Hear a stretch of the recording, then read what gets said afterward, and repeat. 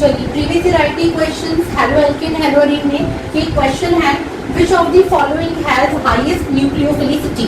देखिए न्यूक्लियोफिलिसिटी का मतलब होता है चार्ज डेंसिटी। जितनी ज्यादा नेगेटिव चार्ज डेंसिटी होगी उतना ज्यादा वो स्पीशीज अटैकिंग होगा यानी उतना ज्यादा वो न्यूक्लियोफिलिक होगा। तो जब भी आपको ये 4 स्पीशीज गिवन है F minus OH minus CH3 minus और NH2 माइनस, इन चारों में आपको न्यूक्लियोफिलिसिटी का ऑर्डर देना है। तो इसका क्वेश्चन का सॉल्यूशन मैं यहाँ से स्टार्ट करती हूँ। ठीक है, तो मैंने क्या किया, इन चारों स्पीशीज को, इसमें सेंट्रल एटम देखिए नाइट्रोजन है, कार्बन है, ऑक्सीजन है, फ्लोरीन है। पीरियोडिक टेबल में इनका ऑर्डर आता है लेफ्ट टू राइट जाने पर, बोरॉन के बाद कार्बन, नाइट्रोजन, ऑक्सीजन, फ्लोरीन। तो मैंने इस सीक्वेंस में लिख दिया कार्बन, नाइट्रोजन, ऑक्सीजन, फ्लोरीन और इनके नेगेटिव आयन का ऑर्डर। किसी भी ऑर्डर में CH3 माइनस को ऊपर लिख देते, F माइनस को नीचे लिख देते, बस सीक्वेंसिंग होनी चाहिए। ठीक है, तो मैंने ऐसे लिख दिया carbon, nitrogen, oxygen, fluorine. Carbon का कंपाउंड क्या दिया है क्वेश्चन में, CH3 माइनस। नाइट्रोजन का क्या दिया है, NH2 माइनस। O का क्या दिया है, OH माइनस और F माइनस। अब क्योंकि इन पे माइनस चार्ज है, जैसे HCl है, ठीक है, एक एग्जांपल लेते हैं। HCl में से अगर मैं H प्लस हटा दूं, HCl एसिड है और एसिड का अगर हम H प्लस हटा दें तो क्या बच गया, Cl माइनस। अगर HCl एसिड है तो Cl माइनस कॉन्जुगेट बेस है। ठीक है, तो ये सारे जो नेगेटिव आयंस हैं इनको मैंने बोला दे आर बेस। ठीक है, यहाँ पे मैंने लिख दिया बेस, ये चारों बेस हैं। पहले मुझे इन बेस के कॉन्जुगेट एसिड बनाने हैं, तो मैंने इक्विलिब्रियम पर इन सब में H जोड़ दिया और इनके कॉन्जुगेट एसिड्स बना दिए। तो ये कॉन्जुगेट एसिड बन गया HF, H2O, NH3 and CH4। ठीक है, अब एक ब्रॉन्सन लॉरी कॉन्सेप्ट में कॉन्जुगेट एसिड बेस पेयर यानी कॉन्जुगेट एसिड बेस पेयर है, इस पेयर में अगर एक कंपोनेंट स्ट्रांग है तो दूसरा हमेशा वीक होगा। ठीक है, ये रूल होता है कॉन्जुगेट एसिड बेस पेयर में अगर एक कंपोनेंट स्ट्रांग है तो दूसरा हमेशा वीक होता है। ठीक है, तो बाकी सब तो मुझे नहीं पता, लेकिन यस मुझे ये पता है कि अगर इन चारों में से मुझसे ये पूछा जाए कि which one is stronger acid, तो मैं इजीली प्रेडिक्ट कर सकती हूँ जिस एलिमेंट की इलेक्ट्रोनेगेटिविटी ज्यादा होगी उससे जुड़ा हाइड्रोजन ज्यादा एसिडिक होगा। तो यहाँ पे कार्बन से H जुड़ा है, नाइट्रोजन से जुड़ा है, ऑक्सीजन से जुड़ा है, फ्लोरीन से जुड़ा है। तो फ्लोरीन से जुड़ा हाइड्रोजन ज्यादा एसिडिक होगा। तो मैंने इस सीक्वेंस में HF को लिख दिया स्ट्रॉन्गेस्ट एसिड और मीथेन को लिख दिया सीक्वेंस में वीकेस्ट एसिड। ठीक है, ये स्ट्रॉन्गेस्ट एसिड और ये वीकेस्ट एसिड। ठीक है, अच्छा, जो कॉम्पोनेंट स्ट्रॉन्गेस्ट एसिड है या स्ट्रॉन्ग एसिड है तो उसका कॉरस्पॉन्डिंग जो कॉन्जुगेट बेस होगा वो वीक होगा। तो मैंने इसके सामने लिख दिया F माइनस पे वीक बेस। ऐसे ही मीथेन वीक एसिड था तो इसका कॉन्जुगेट क्या बन जाएगा, स्ट्रॉन्ग बेस बन जाएगा। स्ट्रॉन्ग बेस का क्या मतलब होता है, स्ट्रॉन्ग बेस और वीक बेस में ये डिफरेंस है, जहां पर चार्ज डेंसिटी अच्छी होती है, ठीक है, ज्यादा अटैकिंग होती है, वो ज्यादा बेसिक होता है। तो इन दोनों में ये स्ट्रॉन्ग बेस निकला, ये स्ट्रॉन्ग बेस निकला, यानी कि इसमें चार्ज डेंसिटी जो अटैक करने वाली है वो अच्छी है, और चार्ज डेंसिटी अगर ज्यादा है तो इसका मतलब ये क्या हो जाएगा, ये मोर न्यूक्लियोफिलिक हो जाएगा। तो ये गुड न्यूक्लियोफाइल है। तो इन चारों ऑप्शन में क्या आंसर बन जाता है, CH3 माइनस जो है इट हैज हाईएस्ट न्यूक्लियोफिलिसिटी। चलिए, जो प्रीवियस ईयर का ये सॉल्यूशन है इसमें नेक्स्ट क्वेश्चन में लेती हूँ, the reaction conditions leading to the best yield of ethyl chloride। ठीक है, ethyl chloride में यहाँ पे एक बार मेंशन कर देती हूँ, it's from ethane। ठीक है, ईथेन से आपको इथाइल क्लोराइड बनाना है और इसकी एक्सिस में इसमें इसकी बेस्ट यील्ड चाहिए। ठीक है, तो इसमें हम कौन कैसा रिएक्शन लिखेंगे, तो इसके बारे में सिर्फ मैंने ऑप्शन या नहीं लिखे हैं, मैं आपको ऑप्शन का मीनिंग पहले आपको बता रही हूँ। तो ऐसा है कि अगर ईथेन से इथाइल क्लोराइड बनाना है तो फ्री रेडिकल क्लोरीनेशन हम करते हैं। मैंने यहाँ पे ईथेन लिखा है, C2H6 था, इसको मैंने एक्सपैंड करके लिख दिया CH3 हो गया। इसमें मैंने 1 मोल क्लोरीन डाला, सनलाइट की प्रेजेंस ली H2, तो क्या बन जाएगा, CH3CH2Cl बन जाएगा। अब अगर सेम रिएक्शन मैंने लिखी लेकिन मैं आपकी बार 2 मोल क्लोरीन डाला, तो कोई से भी 6 में से कोई से भी 2 हाइड्रोजन हटा के क्लोरीन रखना है। तो मैंने इधर के 2 हाइड्रोजन हटा के 2 क्लोरीन रख दिए, CHCl2। अब सपोज इसी रिएक्शन में मैंने 3 मोल क्लोरीन की सप्लाई कर दी, तो टोटल 6, देखो इसमें 3 और 3 6 हाइड्रोजन है ना, 3 में से कोई से भी 3 हाइड्रोजन हटा दीजिए, 6 में से 3 हाइड्रोजन हटा के मैंने 3 Cl रख दिए। और इस तरह से हम जब Cl का अमाउंट बढ़ाते जाएंगे तो मैंने एक्सट्रीम कंडीशन में रख दी कि अगर मैं एक्सेस ऑफ क्लोरीन ले लूं तो क्या होगा, तो जितने भी हाइड्रोजन हुआ करते थे वो सारे के सारे क्लोरीन से रिप्लेस हो जाएंगे। ठीक है, तो यानी मैं क्लोरीन की सप्लाई को कंट्रोल करके इनमें से कौन सा प्रोडक्ट चाहिए उसके अमाउंट को बढ़ा सकती हूँ। अगर मैं 2 मोल क्लोरीन की सप्लाई करूंगी तो मुझे इसकी यील्ड ज्यादा होती दिखेगी, 3 मोल की करूंगी तो मुझे ये ज्यादा दिखेगा, 4 मोल की करूंगी तो मुझे ये, और सो ऑन एक्सेस में लूंगी तो मुझे ये वाला प्रोडक्ट ज्यादा दिखेगा। ठीक है, तो यानी क्लोरीन की अगर आप सप्लाई एक्सेस में हो तो इससे हमें वो प्रोडक्ट ज्यादा मिलता है जिसमें क्लोरीन कंटेंट ज्यादा होगा। अब मैं इस क्वेश्चन में चेंज करती हूँ, क्लोरीन एक्सेस में ना लेकर के अगर मैं बोलूं कि मैं क्लोरीन की जगह कार्बन कंटेंट को एक्सेस में ले लूं, तो बताओ कौन सा प्रोडक्ट ज्यादा बनेगा। अगर क्लोरीन एक्सेस में है तो ये ज्यादा है, तो अगर कार्बन कंटेंट एक्सेस में है तो क्या मैं बोल दूं पहला प्रोडक्ट ज्यादा है। फिर से सुनो, अगर क्लोरीन एक्सेस में है तो वो प्रोडक्ट ज्यादा है जिसमें क्लोरीन मैक्सिमम, और अगर क्लोरीन एक्सेस में नहीं है, कार्बन एक्सेस में है, तो वो प्रोडक्ट ज्यादा जिसमें क्लोरीन मिनिमम, और जिसमें क्लोरीन मिनिमम वो कौन है, इथाइल क्लोराइड। तो इन शॉर्ट क्वेश्चन के अकॉर्डिंग अगर इथेन से इथाइल क्लोराइड बनाना है, यानी वो प्रोडक्ट जिसमें क्लोरीन कंटेंट मिनिमम है, तो क्लोरीन की सप्लाई मिनिमम होनी चाहिए, तो कार्बन वाले कंपाउंड की सप्लाई एक्सेस में होनी चाहिए। ठीक है, तो इस प्रोडक्ट के लिए इथेन एक्सेस में होगा, यानी कि जो नेट रिएक्शन बनेगी वो क्या दिखनी चाहिए, वो दिखनी चाहिए C2H6 एक्सेस में प्लस क्लोरीन सनलाइट या यूवी लाइट की प्रेजेंस में CH3CH2Cl आपको बनता हुआ दिखेगा बेस्ट यील्ड में। ठीक है, तो इथेन आपको क्या दिखना चाहिए, एक्सेस में दिखना चाहिए। क्वेश्चन है, chlorination of toluene in the presence of light and heat followed by treatment with aqueous NaOH give. 4 option है, ऑर्थोक्रिसॉल, पैराक्रिसॉल, 2,4 डाइहाइड्रोक्सीटोलुइन एंड बेंजोइक एसिड। ठीक है, और पहले इनका स्ट्रक्चर नेम्स लिखे तो मैंने स्ट्रक्चर नीचे बना दिया। ऑर्थो पोजीशन का मतलब क्या होता है, एडजेसेंट नेबर, तो बेंजीन के एडजेसेंट नेबर पर क्रिसॉल यानी CH3 और OH एक साथ हैं। ठीक है, पैराक्रिसॉल का मतलब CH3 और OH पैरा पोजीशन पर हैं। 2,4 डाइहाइड्रोक्सीटोलुइन यानी टोलुइन CH3 की 2,4 पोजीशन पर OH है, और बेंजोइक एसिड यानी बेंजीन पर COH है। ये 4 ऑप्शन NCERT क्वेश्चन में गिवन है इसमें। अब आपको इसमें से कौन सा ऑप्शन सही है, इसके लिए पहले क्या करना है, टोलुइन का क्लोरीनेशन करना है। कब करना है, प्रेजेंस ऑफ लाइट में करना है। तो प्रेजेंस ऑफ लाइट पे मैंने आपको ये रिएक्शन बताया कि जैसे बेंजीन है, बेंजीन पर CH3 है। ठीक है, CH3 तो sp3 कार्बन है, और जो बेंजीन है वो बेंजीन जो है sp2 कार्बन है। तो बेंजीन पर जो रिएक्शन होता है वो डार्कनेस में होता है। ठीक है, इलेक्ट्रोफिलिक सब्स्टिट्यूशन, और CH3 के ऊपर लाइट में होता है। तो क्योंकि लाइट है तो CH3 पर लाइट की प्रेजेंस में काम होगा, तो बेंजीन अनटच रहेगी। ठीक है, अब जरा एक और बात सुनो, कार्बन पर कितने हाइड्रोजन, 3 हाइड्रोजन। अगर हम 1 मोल क्लोरीन की सप्लाई करते हैं तो 1 हाइड्रोजन रिप्लेस होता है। 2 मोल क्लोरीन की सप्लाई करते हैं, मैंने यहाँ पे लिख दिया, यहाँ पे 2 मोल क्लोरीन की सप्लाई है इस एरो पर। ठीक है, तो 3 में से 2 हाइड्रोजन रिप्लेस हो जाते हैं क्लोरीन से, और अगर हम 3 मोल क्लोरीन की सप्लाई करते हैं, 3 मोल की जगह हम एक्सेस भी लिख देते हैं। ठीक है, तो एक्सेस क्लोरीन की सप्लाई करेंगे तो क्या होगा, CH3 के तीनों हाइड्रोजन क्लोरीन से रिप्लेस हो गए। ठीक है, अब जरा देखो, मैं पहले एक्सेस वाली बात पर लेती हूँ। तो एक्सेस क्लोरीन डाला तो तीनों हाइड्रोजन Cl से रिप्लेस हो गए। अब आपने इस पे एक्वस NaOH या कितना क्या NaOH डाला है, मैंने KOH लिख दिया यहाँ पर। एक्वस NaOH डाला, NaOH क्या करेगा, तीनों क्लोरीन को रिप्लेस कर देगा OH से, तो ये तीनों क्लोरीन OH पर आ गए। ठीक है, अब क्या है कि एक कार्बन पर एक से ज्यादा OH अनअफोर्डेबल होते हैं। अगर किसी भी कार्बन पर एक से ज्यादा OH आ जाए तो स्पॉन्टेनियसली उसी टाइम उसमें से पानी हट जाता है। एक वाटर यानी H2O यहाँ से एलिमिनेट हो जाएगा। ये H2O यहाँ से निकल गया। जब H2O यहाँ से निकला तो क्या बचा, देखो COOH यानी कि बेंजोइक एसिड बच गया। ये कहानी बेंजोइक एसिड तक कब चली, जब मैंने 3 मोल क्लोरीन की सप्लाई की। सपोज इस रिएक्शन में मैं 2 मोल क्लोरीन की सप्लाई करूं तो देखो क्या बनेगा, CH पे Cl2 आ जाएगा।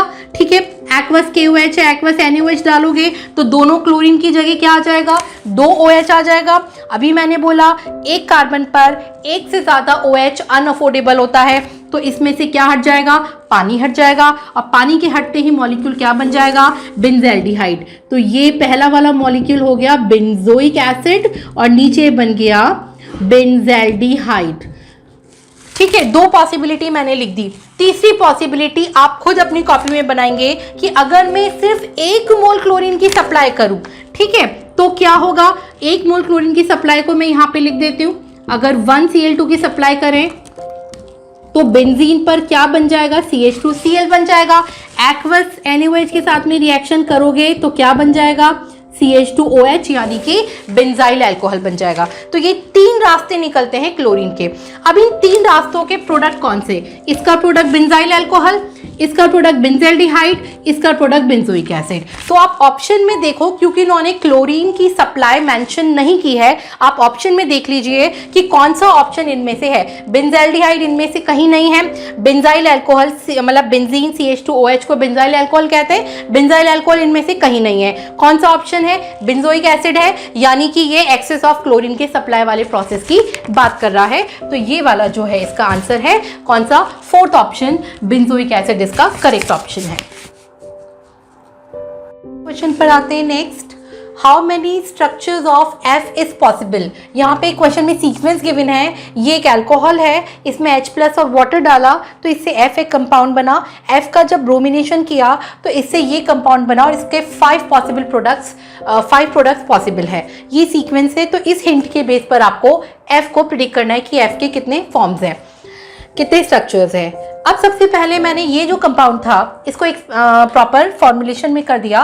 जो बॉन्ड लाइन था इनको मैंने फॉर्मूला बना दिया, CH3 CHOH CH2 CH3, ठीक है।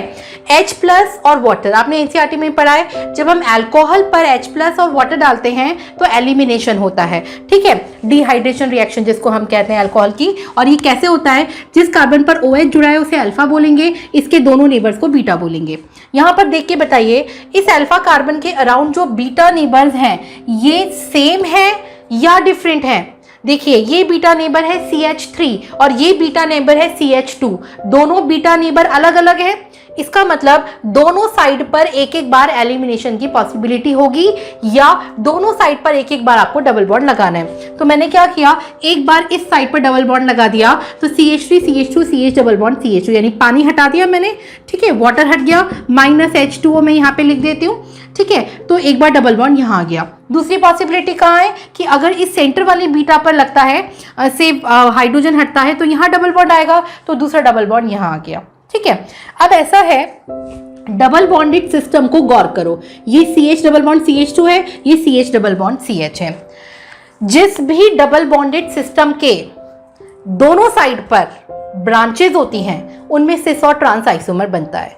कहने का मतलब इस डबल बॉन्ड के अराउंड देखिए, इधर तो CH2 CH3 नाम की ब्रांच है लेकिन इधर कोई ब्रांच नहीं है, दोनों हाइड्रोजन है, तो यहां पर सिस और ट्रांस आइसोमर नहीं बनेगा। लेकिन इस डबल बॉन्ड के अराउंड इधर भी ब्रांच है, इधर भी ब्रांच है, तो यहां पर सिस और ट्रांस आइसोमर बनेंगे। तो इस स्ट्रक्चर के दोनों आइसोमर मैंने यहाँ पे बना दिए, ठीक है। ये स्ट्रक्चर कौन से हैं, ये F है। तो अब काउंट करके बताइए टोटल F कितने तरह के बने। पहला F ये बन गया, दूसरा F ये था लेकिन इसके 2 स्ट्रक्चर हैं, तो मैं इसको ना काउंट करके इन 2 स्ट्रक्चर्स को काउंट कर लूं तो 1 2 3 टोटल 3 वैरायटी के F मुझे यहाँ पर मिल जाते हैं। अच्छा, अब जो मैंने प्रिडिक्शन किया कि 3 वैरायटी के F यहाँ पे मिल रहे हैं, कोई और तो नहीं मिल रहा, इसको क्रॉस चेक करने के लिए नेक्स्ट जो क्लू गिवन है क्वेश्चन में कि अगर इन कंपाउंड्स का ब्रोमिनेशन किया जाए तो टोटल 5 वैरायटी के प्रोडक्ट्स आपको मिलने चाहिए, तो मैंने इसका ब्रोमिनेशन करवाया, ठीक है। अब ब्रोमिनेशन में क्या होता है कि डबल बॉन्ड पर दोनों साइड पे ब्रोमीन जुड़ जाता है, ठीक है। तो आपने जो 11th में एनसीईआरटी लेवल में पढ़ा है तो उसमें तो ये होता है कि इधर भी ब्रोमीन इधर भी ब्रोमीन, आप यहाँ पे ब्रोमीन लगा दीजिए, ठीक है। लेकिन सिस और ट्रांस आइसोमर पर जब ब्रोमिनेशन होता है तो वहां पर जो ऑप्टिकल आइसोमेरिज्म के टर्म्स हैं वो भी काउंट होते हैं। कौन से टर्म्स हैं पहले आप सुन लीजिए, ठीक है। एक तो इनैंशियोमर होते हैं। इनैंशियोमर क्या होते हैं, जो आपस में मिरर इमेजेस होते हैं, ठीक है। जब भी एक कंपाउंड के अंदर आपने अभी फर्स्ट चैप्टर में हेलो एल्केन हेलोअरीन में वो ऑप्टिकल आइसोमर एनसीईआरटी में पढ़े हैं जिनमें सिर्फ एक ही कायरल सेंटर है। अगर किसी कंपाउंड में 2 कायरल सेंटर है तो 2 कायरल सेंटर के अराउंड आपको कितनी वैरायटी मिल सकती है। पहले मैं इस कहानी को जो बात मैं कह रही हूं वो यहां से समझाती हूं। ये कंपाउंड देखिए, इसमें 1 2 3 4 कार्बन है।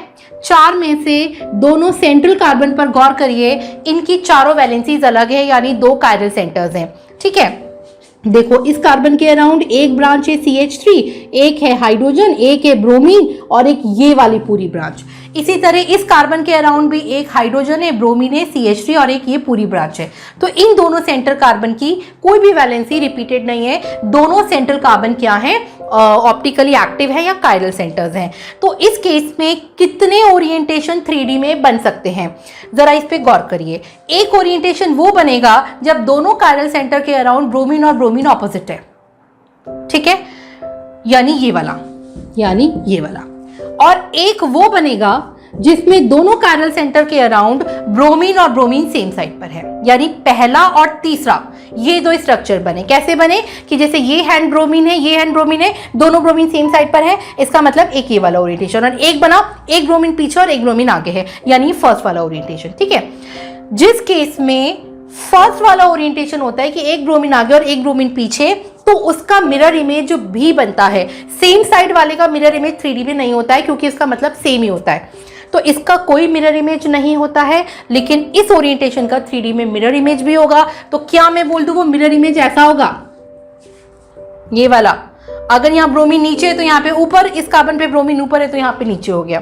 तो अल्टीमेटली इस ओरिएंटेशन के टोटल 3 आइसोमर्स बन गए। ठीक है, तो यानी ये 3 आइसोमर ये बन गए और एक प्रोडक्ट ये बना। ये 3 आइसोमर कहां से बने, अगर हम सिस और ट्रांस एल्कीन पर ब्रोमिनेशन करेंगे तो हमें टोटल ये 3 वैरायटी के ऑप्टिकल आइसोमर मिल जाएंगे। ठीक है, सिस और ट्रांस के दोनों पर करने पर टोटल ये 3 वैरायटी मिल जाएगी। और ये फर्स्ट वाला जो मॉलिक्यूल था इस पर एडिशन करेंगे तो ये बनेगा। जैसे ही फर्स्ट वाले मॉलिक्यूल पर हमने ब्रोमिनेशन कराया, एक बात और गौर करिए, इसमें एक कार्बन का कायरल सेंटर जनरेट हो गया। एक भी कायरल सेंटर अगर है तो उसका नॉन सुपर इंपोजेबल मिरर इमेज बनता है। तो मैंने इस कंपाउंड के सामने अगर मिरर रखा तो इसका मिरर इमेज बन गया नॉन सुपर इंपोजेबल, यानी कि इसका ऑप्टिकल आइसोमर बन गया।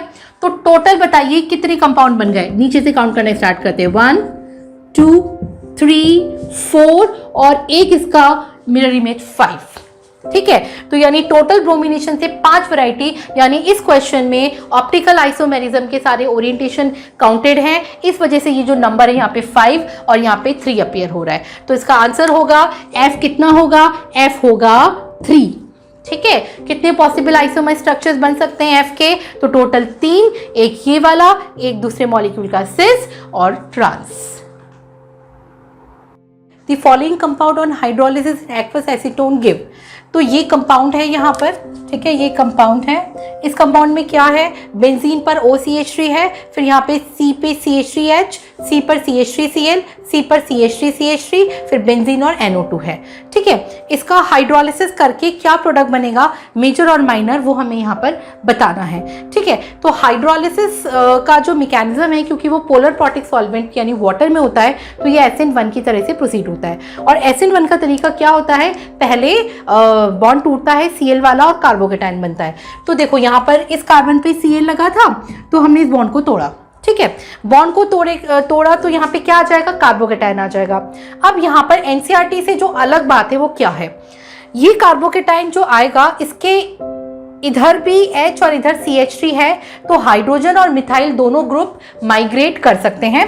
तो अगर सपोज अच्छा एक और बात, ये प्लस चार्ज चाहेगा कि बेंजीन के नेबर कार्बन पर आ जाए, क्योंकि नेबर कार्बन पर आते ही इसको बेंजीन से रेजोनेंस मिलेगा और रेजोनेंस मिलेगा तो ये कार्बन स्टेबलाइज होगा।